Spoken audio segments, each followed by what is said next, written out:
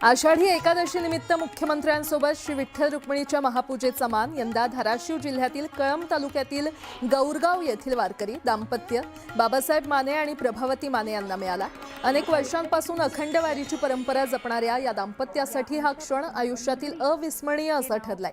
महापूजेचा मान मिळाल्याबद्दल त्यांनी विठ्ठलाप्रती कृतज्ञता व्यक्त केली असून त्यांच्या भावना जाणून घेतल्या आमच्या प्रतिनिधी प्रियंका लाठी यांनी।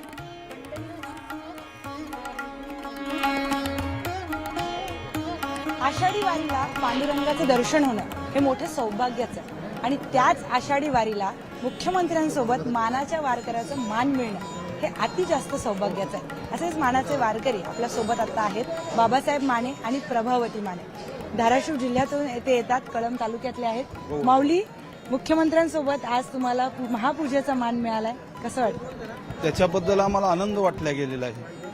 मुख्यमंत्र्यांबरोबर पूजा होणं किंवा मुख्यमंत्र्याला नुसतं जो भेटणं सुद्धा त्याच्याबद्दल आनंद आहे। पूजा होणं तर म्हणजे महाआनंद आहे, म्हणजे सर्वश्रेष्ठ आनंद वाटला गेलेला आहे। माऊली, किती वर्षापासून आपण वारी करता?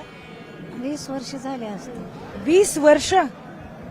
20 वर्षांपासून वारी करताय आणि पिढ्यानं पिढी ही वारी करताय? हो, पिढ्याना पिढी चालू आहे। आधी कोण करायचं? आजोबा करीत होते, पुन्हा वडील करीत होते, पुन्हा वडील काही दिवस हे करणं गेले। आमच्या आईनं केल्यावर आमच्यातले कुंभार महाराज दादाराव म्हणून होते, त्यांच्या बरोबर 4-5 वाऱ्या केल्या, पुन्हा मग आम्ही केलं।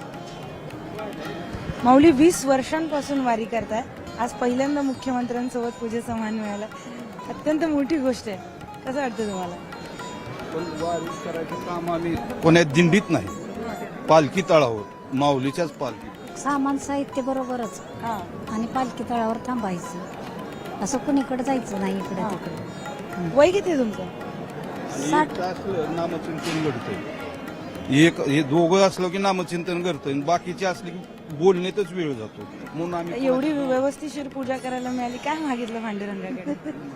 पांडुरंगाला काही ना, चांगलं व्यवस्थित सगळं चालू दे म्हणलं, आपल्याला काय स्वतःला मागायचं नाही।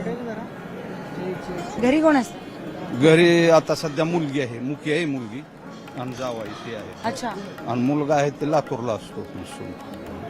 माझा तुमच्या नंतर वारी कोण करणार? आता ते तर पीड आहे, विचार तेच सुचाना, एखाद्या वेळेस नातानच केली जाणं तो करेल असं वाटतंय का? वाटतंय, पण ती संगतीचा परिणाम, त्यांचा परिणाम तिकाला लागला तर पुढे काय होतंय। पण नातू हा भाग्यवान आहे, म्हणजे त्याला धार्मिकतेचा विचार आहे, ते भविष्यवाणी, ते जन्मताच्या नक्षत्रावर असते, ते त्याच्याकडे गुण आहेत। आता काय भावना आहेत अभंगातून सांगा आम्हाला। आत्ताच्या भावना अभंगातून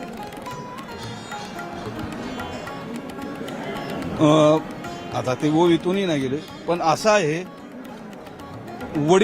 वडील शुद्ध पाहिजेत, माता पवित्र पाहिजे, तयाच्या पोटी रसाळ गोमटी फळं जन्मल्या जातात, तसं पुत्र माणसा नातू आहे ते योग्य वाटतो। शुद्ध बीजाच्या पोटी फळे जन्मती रसाळ गोमटी। बोला रामकृष्ण हरी।